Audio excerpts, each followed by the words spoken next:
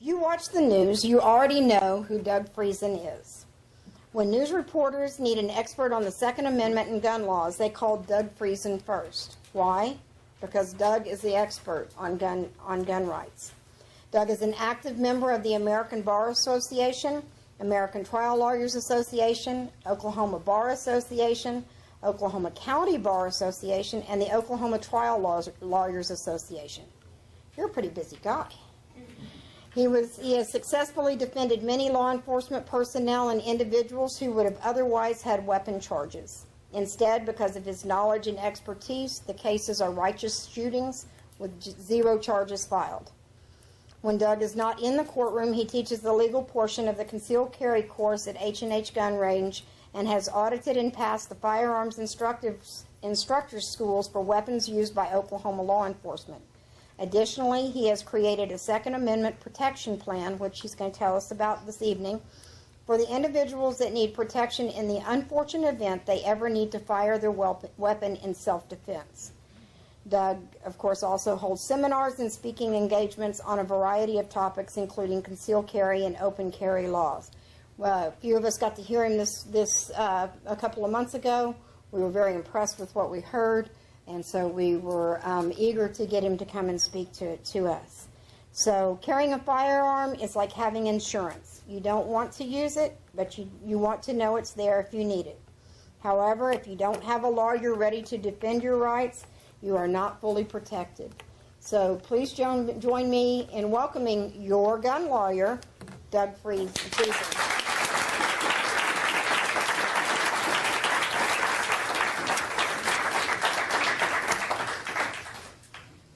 Cleaning.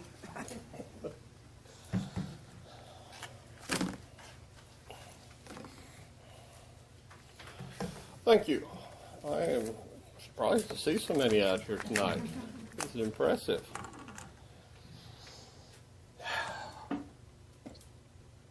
I think by now you'll obviously agree that I probably sound better on paper than I look in person, and that's okay. We can deal with that.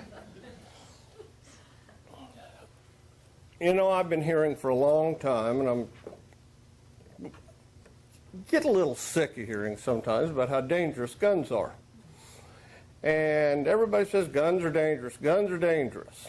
And I tried to be an analytical sort and not let my own personal biases get in the way. So I conducted a test. And I took my .870 shotgun, and I unloaded it, and I put it by my front door. I left my front door open. I got a camera there. And I left the house. Had a gun there, shells there, left. And I saw on the camera later on that during the time that I was gone, postman came and delivered my mail. Kids across the street were playing, had 8, 10 people walk by the sidewalk. When I come back, the .870 is exactly where it was. The shells are exactly where it was. Which makes me question the statement how dangerous guns are. Because either the gun isn't dangerous and the way people operate it are and need to be maybe regulated, but not the gun, or I have the laziest shotgun in the entire nation. It didn't even load itself, let alone kill anybody while I was gone. Seems to me like I could have a shotgun that was a little bit more proactive. My next project is to try and devise a test for spoons, because I hear they are what's really causing people to become fat, not the amount of food that we eat. Just don't understand it. We are really lucky, very lucky, to live in the state of Oklahoma. We've got a great gun culture here. Wonderful gun culture, and things have been getting better for us in the last few years. I can put my gun on my hip,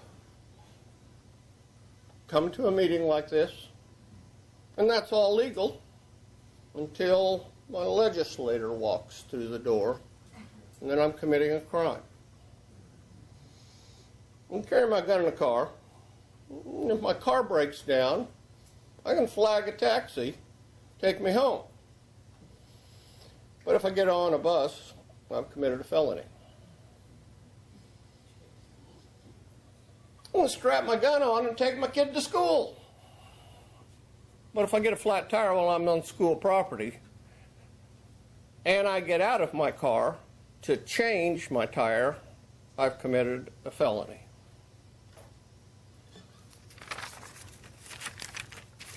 A client of mine came to me recently. He had just taken the concealed carry class. He had served our military for 22 years, been a police officer for an additional 10 years in the state of Oklahoma. But he wasn't an American citizen, and therefore he could not get his concealed carry license, even though he was good enough. He did 4 tours of duty. So he was good enough to die for us, but under the current laws he could not carry a gun to protect himself and his family.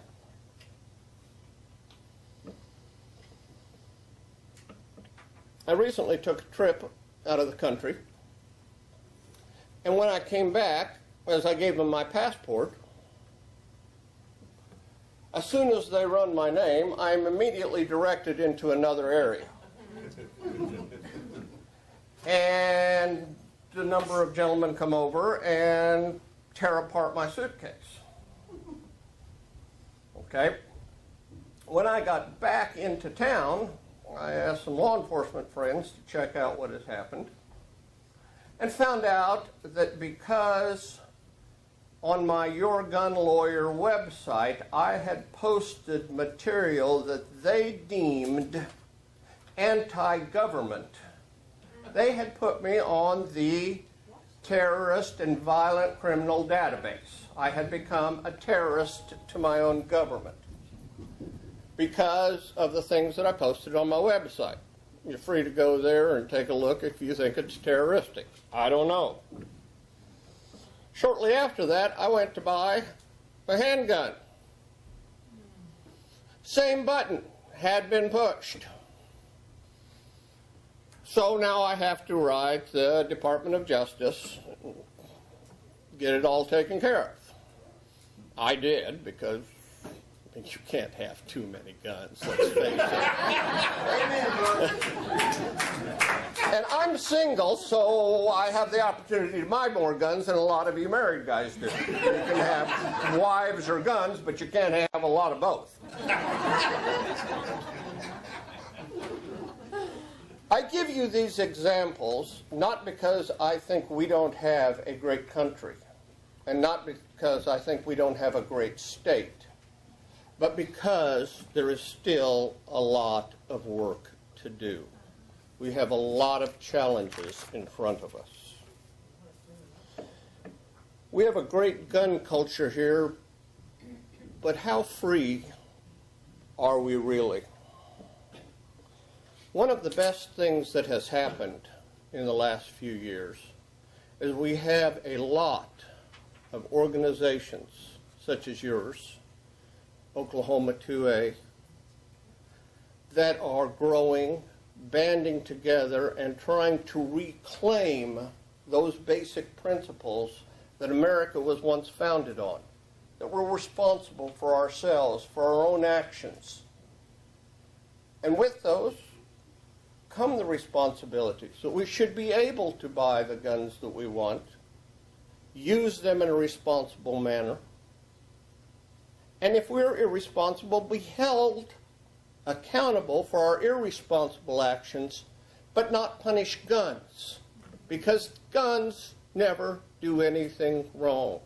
I could have a fully loaded machine gun, take it off safety, put it right here, and let everybody in this room walk around. And as long as nobody touches it, it's never going to go off. It's going to stay there for 100 years and it's never going to go off. It's not the gun. It's never going to be the gun. And unless we focus our efforts on actions, holding people accountable for their actions. It's not going to get any better.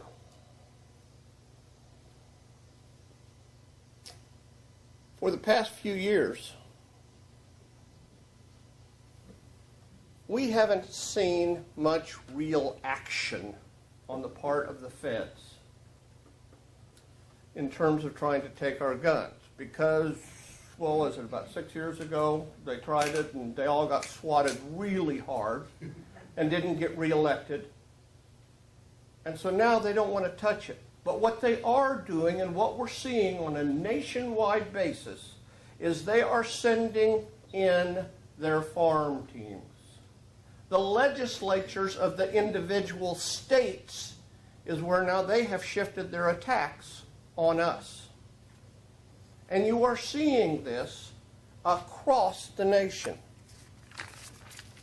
Connecticut this last year signed in new legislation that adds more than 100 firearms to the state's so-called assault weapons ban, even though none of them are fully automatic.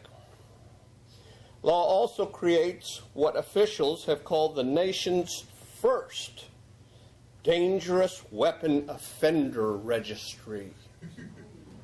Do you know what it takes to be on that list? The same disgruntled cop that didn't like something that I put in my website. I traced it back and I found out who it was. It was one cop. It was a Fed. There's one cop that didn't like what was there, and he was able, with 2 pushes of the button, to put me on the terrorist and violent criminals database and to deny my rights to purchase a gun without me doing something affirmative to go back. Any of these registries bothers me. I don't care how innocuous they seem to be. You have to get, in Connecticut, you have to get a special long gun eligibility certificate. Gosh, how do you do that? Well, you got to fill out a form with the government. Buying ammunition in Connecticut now requires a new revocable ammunition eligibility certificate. Also, Connecticut, even though they couldn't get it done on the federal level, Connecticut now requires background checks for all firearms transfers. All. You want to give your kid a gun? It's illegal in Connecticut unless you go register. Well, guess what? That's registering the firearm. California. They require a special permit for anyone who wants to buy ammunition, period, and set up an ammunition registry. Approved a package of bills that tightens the state's regulation of firearms by outlawing detachable and large, normal, capacity magazines and keeping track of people that buy ammunition.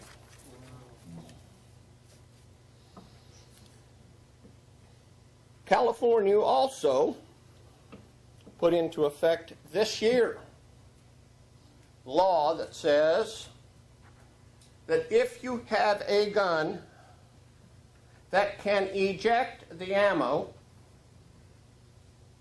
you have to have that ammo micro-stamped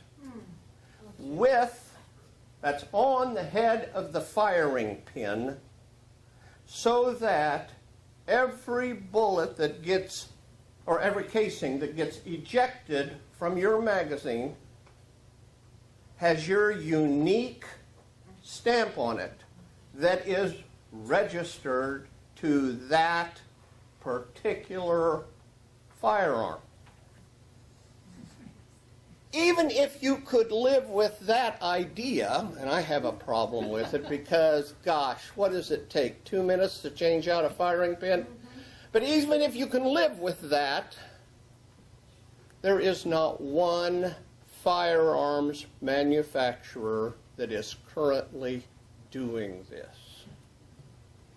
As a result, as of right now, California can't get any new guns. It's just the way life is. Similar legislation to the above is under consideration in Connecticut, Illinois, Maryland, Massachusetts, New York, Rhode Island, and Wisconsin. I'm sure you've all heard about Colorado. Yes. Well, because of them telling the sheriff's department, they're telling the public that the sheriff's department was backing their play.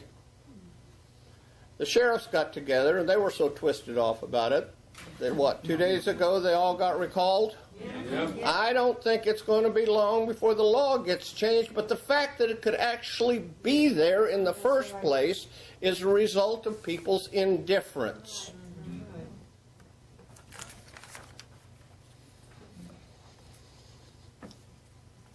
You know, you read these studies, and I try to keep abreast of some of the stuff that's happening, and they say that the United States is at the top of gun deaths in the civilized nations. And that's probably true. That's probably true. They also include all the gangbangers who are shooting themselves, the cops that have to shoot people. They're including them in their statistics. I mean, we pay the cops to kill the people we don't want to kill, and they throw them in those statistics. However, if you take out Chicago, Detroit, Washington, D.C., Philadelphia, and New Orleans, all of which are strong bastions of the liberal Democrats. That's not Oklahoma Democrats. That's liberal Democrats. There's a difference. And I want you to know I recognize it. If you take out those 5 cities, our murder rate moves to almost the very bottom of the list. So our whole statistics are being skewed as a result of the great gun control experiment, where more murders are committed in the places that it is the hardest to get guns. Gosh, you think there's a connection? The other thing that I think is important for everybody to remember is we've got lots of gun laws. Lots of them. Yes. In fact, I got a thing from a publication from the ATF earlier this week. Those drop-in auto sears that have been legal to buy for the last umpteen million years that come with an ATF letter that says this is legal. Been legal to have a drop-in auto sear. They just now reversed themselves and have said that all of those are now illegal unless you can absolutely prove that they were manufactured prior to 1986. I've seen a number of those, and none of them have a date stamped on it. The presumption is if you can't prove it's before 86, it was made after 86, even though for the last 30 years since 1986, they've been telling us it's legal to have, you're now going to spend 10 years in jail if they find one. Further gun control does nothing but turn innocent citizens into criminals. It doesn't keep guns out of any criminal's hands. They can always get their hands on them. It just turns us into criminals or terrorists, depending upon the cop you use. There's 2 real issues I want to talk to you about. First one, what to do if you're involved in a shooting. And we could sit here for the next 5 weeks and talk about what-if scenarios. What if this happens? What if that happens? And we'd have a great discussion, and at the end of the time, we wouldn't have solved anything because no 2 people's situation is going to be the same. It's just not. So the words of advice, give all my students, give all my clients, I'm going to give them to you. It has been my experience, and I've represented over 100 people now that have been charged with gun-related crimes 75 involving manslaughter or murder potential cases. And it is my absolutely rock-solid experience that, unless you're a psychopath, nobody shoots somebody unless they feel like they have to. Good citizens don't shoot people. Cops and regular citizens will put themselves at risk trying to avoid pulling that trigger because of the trauma that's going to go with it. Mm-hmm. They will delay pulling that trigger. What I'm telling you is do what you got to do to stay alive on the streets in your home. Can't talk about all the scenarios, could never get them all worked through. Do what you got to do to stay alive, and then keep your mouth shut. And when I say keep your mouth shut, I know that every person you get up here is going to give you different advice about what to tell the cops. I have over 100 books about this subject, and I will tell you I have never read two people saying to do exactly the same thing. The last book that I got, it had a page and a half of items that you are supposed to tell the cops before you shut up. Well, this is great, but I doubt that any of you are going to be able to remember this stuff. So let me tell you how I've handled this. I have made up cards, and I brought a box of them here, and I'll leave them with you guys. This is a little bit bigger than the cards that I've made up. I didn't want you to think you were going to have to carry this around. On the front of it, it looks like this. It's titled, For Law Enforcement Officer. Pretty much tells you who you need to give it to, doesn't it? On the back of it is a place to fill out all of your information. Your name, address, phone number. I used to have a thing that said sex, but somebody wrote not enough, and so I took that off.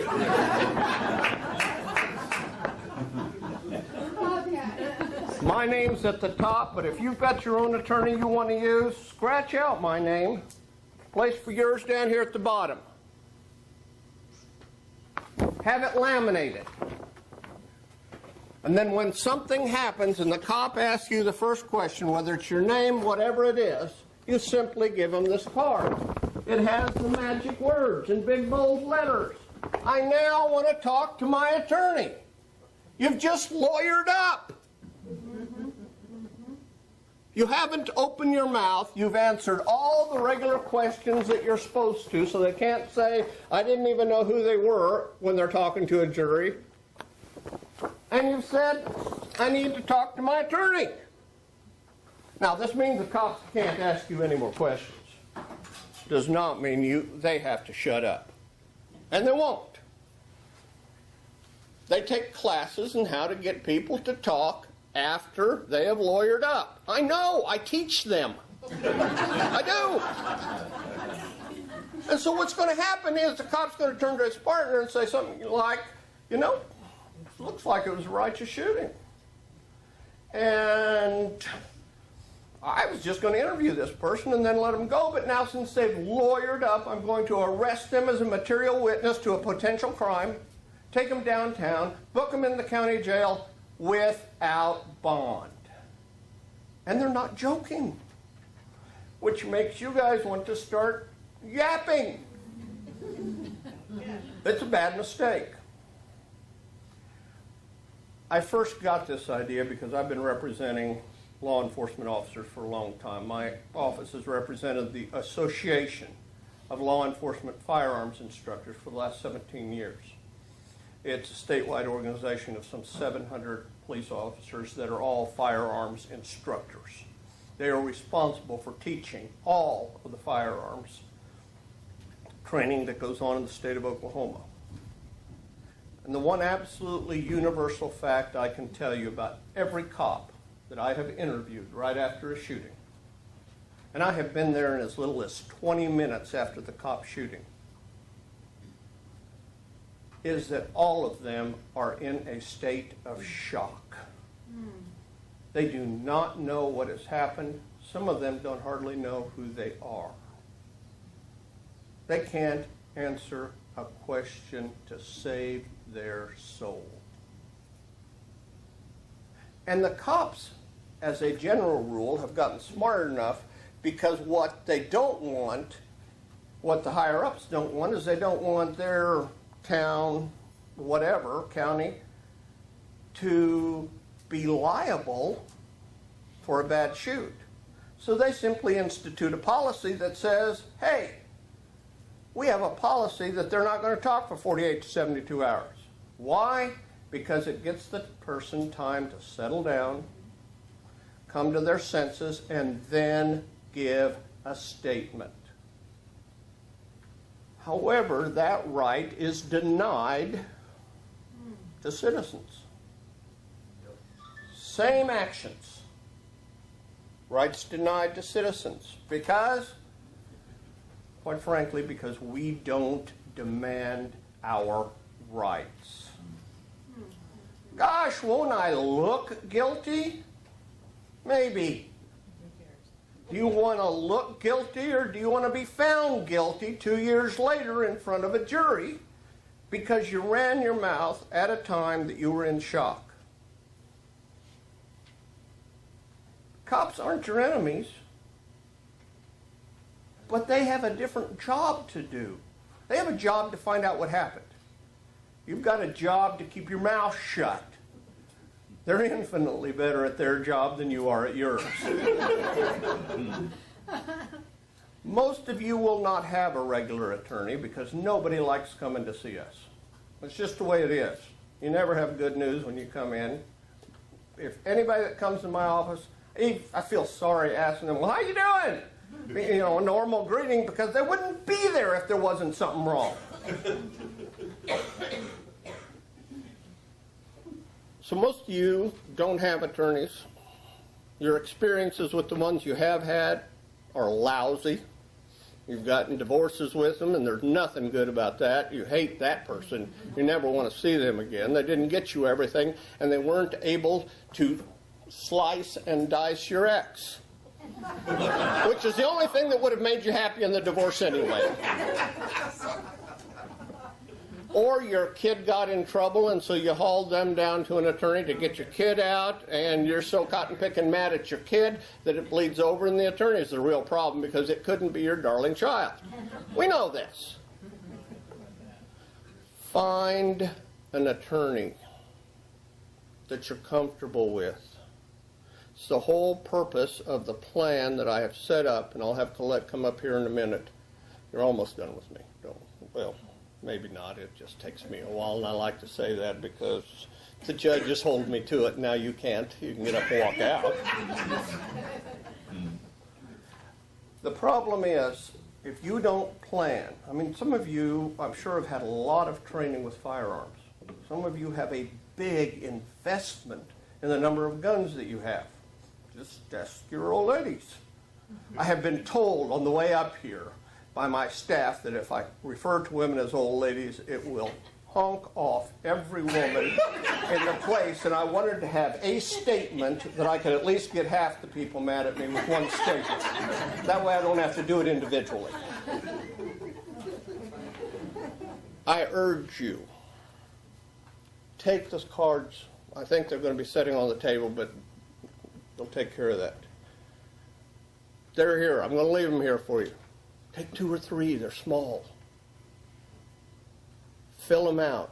Carry them with you. I had a client that one time he said he had figured out what he was going to do with that card if a cop if he was ever involved in a shooting. And I said, okay, what? And he said, well, you always tell me to put the gun down and have your hands up in the air, so I figure I might as well save myself the step. He said, I'm just going to do this. And he took the card out, put it in his mouth, and was standing like that, so he couldn't talk without dropping the card as a way of reminding himself that he wasn't supposed to talk.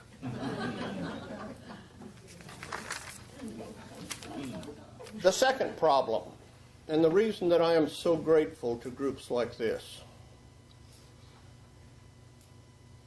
is apathy and lack of education. Education and involvement are the key to where we are going to be headed in the future. We've had the excuse up till the last 6 years that, oh, it's an NRA thing. I joined the NRA, I gave them my dues, and that fight is at a federal level. Not anymore. Feds are done. Feds aren't playing with this.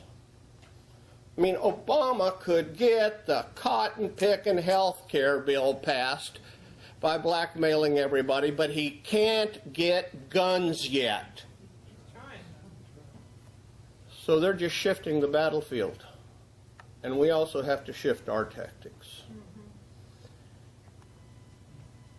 There are so many reasons for education when you think about it. Education is the key. If we educate the public, guess who makes up juries? The public does. We can educate the judges. They don't know anything about guns. We can educate them. We can also elect them. Find out what their position is on guns. Flip and ask them. Make them put it on the record. Prosecutors, elected, make them put it on the record. Legislators, elected, educate yourself. If you've got a cold or you need to go to a doctor, or especially for some specialized treatment, let's say that your mother has a bad heart. My guess is you're going to do some education to figure out which specialist is the best that you're going to take your mom to. You educate yourself. Why don't you take the same time to do that about your judges, prosecutors, legislators? They are the ones that are responsible for either holding back that wall of water that is slapping against the cliff that is our rights, or letting it be eroded away. And we control them with our vote. If you're not voting, I don't know why not. Then you become a sheep. If you want to be a sheep, fine. But then don't come over here and play dress up that you want to be a sheepdog. I've got news for you. Sheep hate the sheepdogs as much as they hate the predators. They're scared of both of them until the predators come around, and then they're real happy to have the sheepdog around. If you aren't voting, if you aren't finding out your elected official's position on guns and your rights, you're a sheep. You can choose to remain a sheep. At least do me the favor then of writing it on your mirror so you can look at it every morning and understand who and what you are, or decide to change things. Because it is us, ultimately, that controls our own destiny. We have been complacent and quiet for far too long. I literally do see our rights as this huge cliff. And all the anti-gun people, anti-rights people, and it is anti-rights. When you think about it, they didn't do anything to me because of the Second Amendment. They did something to me because of the First Amendment. Yeah. I posted a view on my website that they decided to say was a terroristic act. And so, they took away my right to freely enter the United States, took away my right to carry a gun with a push of a button. Now, I've got enough context, I can get these buttons reversed, but I should never have to. We should never be in a position that somebody can do that. I was asking a friend of mine who's a highway patrol officer how hard it is to get on the terrorist and violent criminal database. We're sitting in this cruiser. He says, I'll show you how easy. Give me your billfold. He says, now, if I put punch, you're on. That's it. There's no criteria. Anybody that wants to. Any enemies that you have that have control of that button, they can put you on it. You can be afraid of that, or you can deal with it.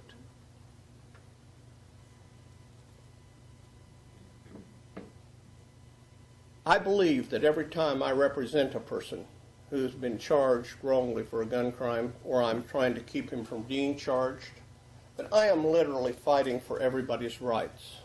Because every time you let one of them be successful, the rest of them are going to follow in line. You need to be heard. The only way you're going to be heard is to being involved. You don't need to stand tall, but you need to stand up. Some of you are afraid of getting a target on your back, getting on a list. I got news for you. You're on that freaking list already. All this stuff about the NSA that's come out recently, another friend of mine said the FBI has the same list. They do the same kind of metadata mining, I guess is the way you're supposed to do it. He says, I know. I helped them set up the program for it. They just haven't got caught yet. Everybody's metadata mining you. Every time you make a purchase on your flipping credit card, every time you go to the doctor. So all of you that are worried about being on a list but have gone to a gun range or bought a gun with a credit card, you're on the flipping list. It's not rocket science. If you've ever punched in a message to somebody, texted them a message, Facebooked them a message, you're on the list. That's just the way life is. If you look in the Constitution of the United States, you will find that the Declaration of Independence, from the very beginning of this nation, apathy has been a huge problem.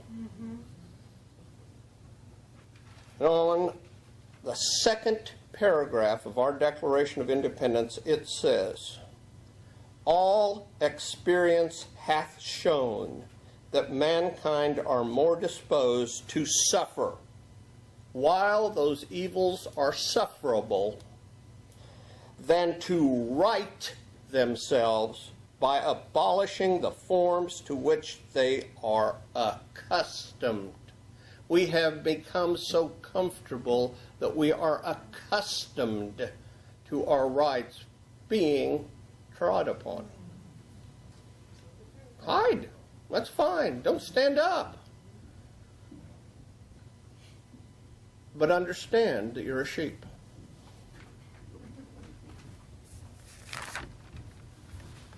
There's a lot of reasons that you can give yourself for not getting involved. Well, I don't have a lot of time. Who has a lot of time? I mean, golly, when we were kids, it was ages between Christmases. Now we can't blink and it's around again. Nobody has time. Do you have any time, maybe, to help save this nation for your kids, for your grandkids? I mean, what are you working so flipping hard for if you're going to turn them over to a rule that says you're not worth living? Because that's what happens. That's what you're doing if you choose not to get involved. You can say, I can't fix everything. And in doing so, choose to try to fix nothing. I have taken a lot of training. I've been very privileged to run around with some very kind gentlemen. I've had over 750 hours of actual range instruction. I think I know what I'm doing with a gun. But all I choose to do with my gun is to protect me and those around me in my little world. I don't try and stop all the bad guys, and I'm certainly not Mr. Rambo. All I'm protecting is me and those in my little world. But if we all did that, how much safer wouldn't this country be? We're talking here about individual freedoms, individual rights. We'll close with a little story that was terribly meaningful to me. Jeff Cooper has written a number of books, and he was the founder of Gunsight out in Arizona, a training facility. And he had attending his class a World War II German veteran who had been captured and put in a Russian concentration camp. And of course, Jeff Cooper is pretty cynical. And he is asking this old boy, he said, how many good people, or this old boy asked him, I'm sorry, he says, how many good people do you think there are out of 100? And Jeff, being the crudgy curmudgeon that he is, says, maybe 3. This gentleman says, you're wrong. It's way too high. He was imprisoned along with 30,000 other German soldiers in a concentration camp. And they decided to try and figure out the people they could absolutely rely on to make a prison break. They needed 200 out of 30,000. They found 10. 10 men that they could absolutely trust to stand up when the time came. That plan went out the window. Eventually, this gentleman did manage to escape. Spent a year and a half working his way through Siberia, and eventually made his way to the United States and told this story.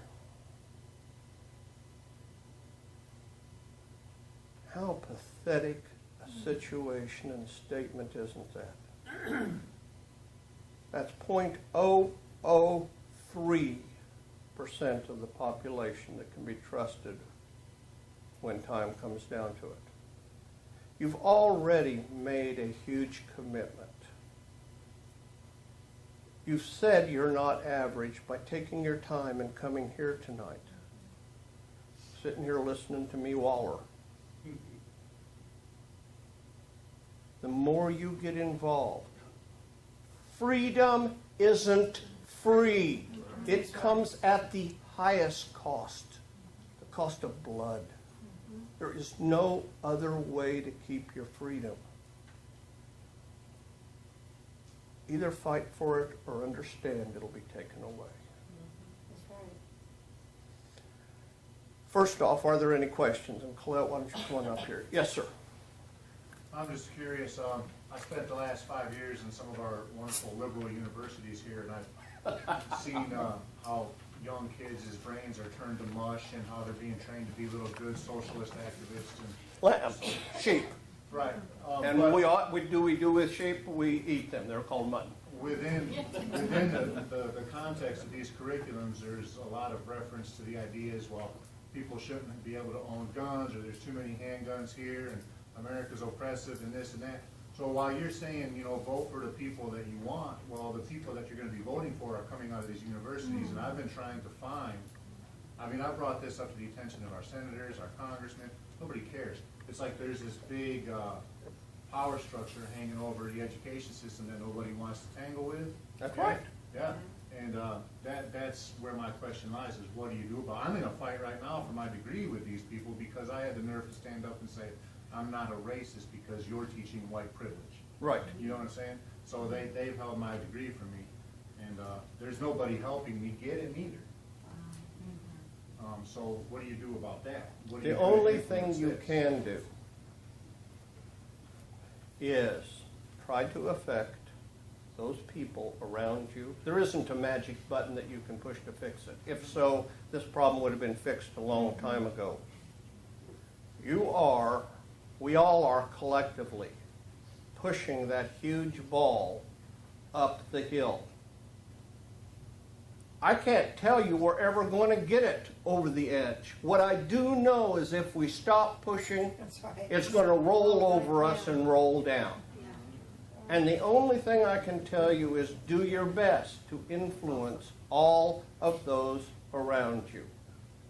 The reason I say make sure that we elect the right people is because if we get the right people elected, guess what? A lot of the college and universities funding comes from that. Then maybe at some point they're going to start listening, but they're not as long as they don't have to. The only way is to get the hammer. Yes. In Oklahoma, we elect Supreme Court justices. I think every. We have retention. With retention.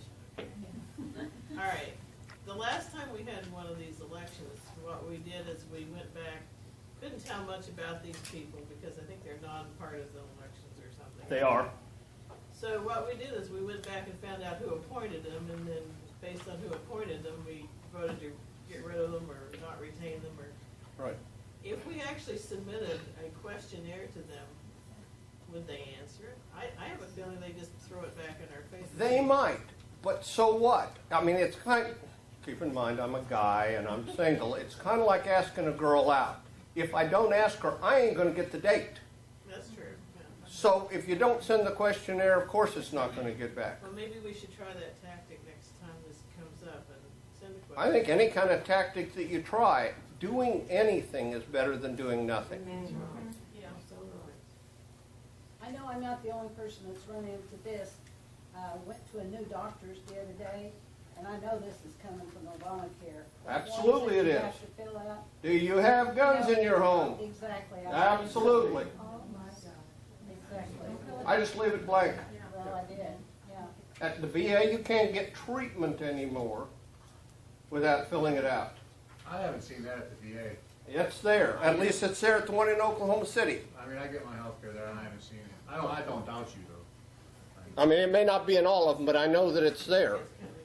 I don't fill it out. They don't have a right to make me answer. I'll get a different doctor if he ever tries to. It's going to show up on this P20 student questionnaire. Absolutely.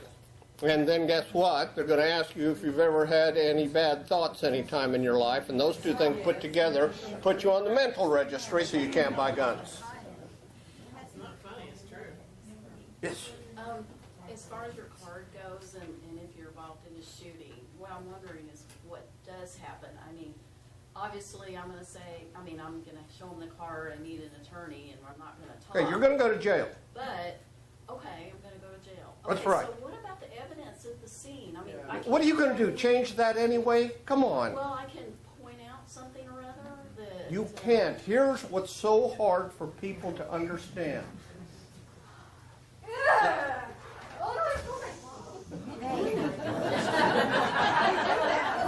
Unless you have been privileged enough to either be related to a police officer that has been involved in a shooting or privileged enough to talk to somebody that has been in combat and they will really open up to you, you do not know the conflict they're in. But I will tell you, any combat unit that has seen combat 3 or 4 times, virtually every person in that unit either urinated or defecated on themselves during the course of one of those fights.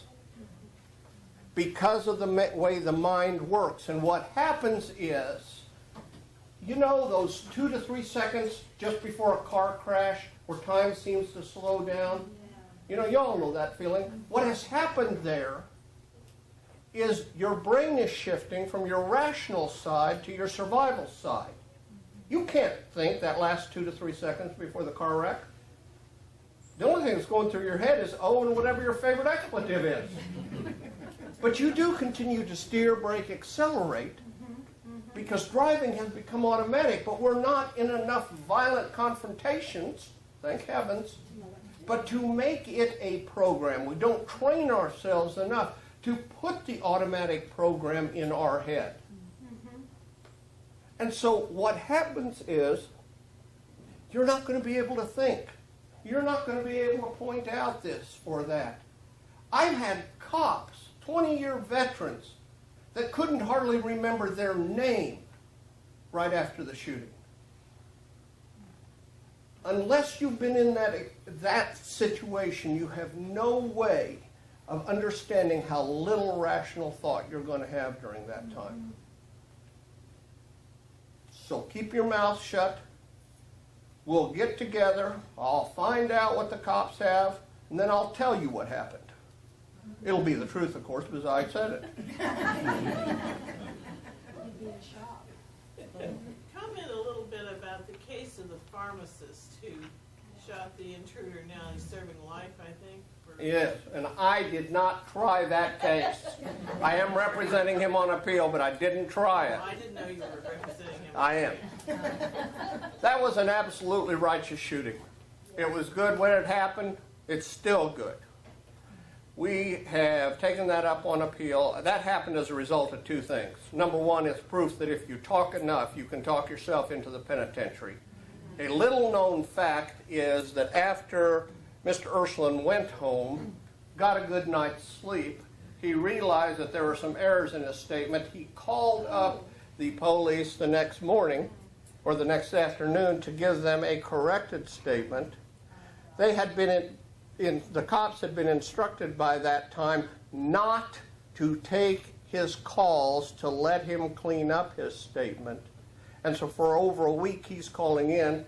They won't take his statement, so they got to live with what they had.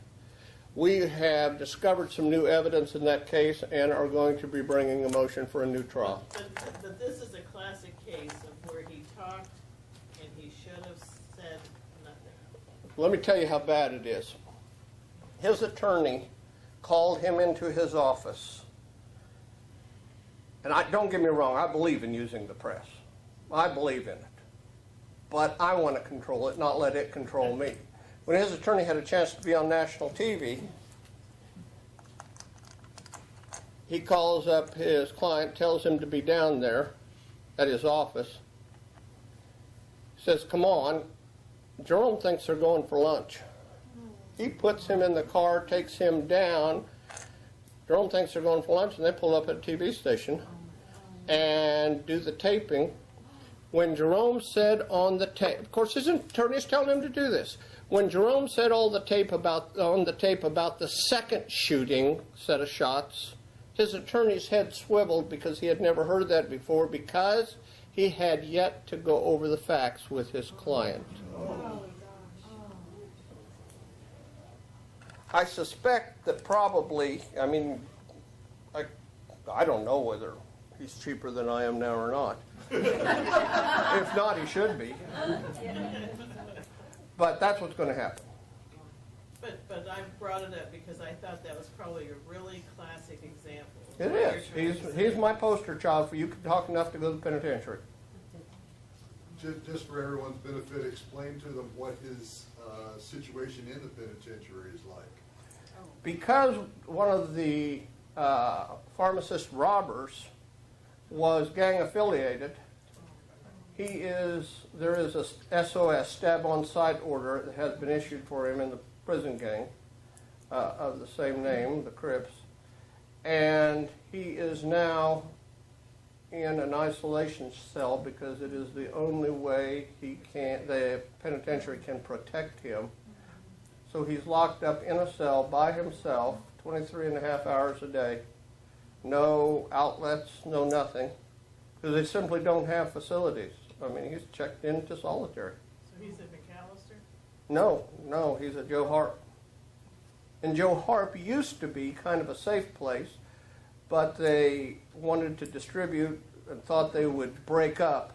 the various gang members at one of the gladiator academies, so they moved them all around and moved a bunch of them into Joe Harp. And when they did that, the gangs immediately grew in membership because everybody wanted to think they were a big Cripper Blood. I think we're about running out of time. I'm getting some anxious looks here, so I am going to shut up.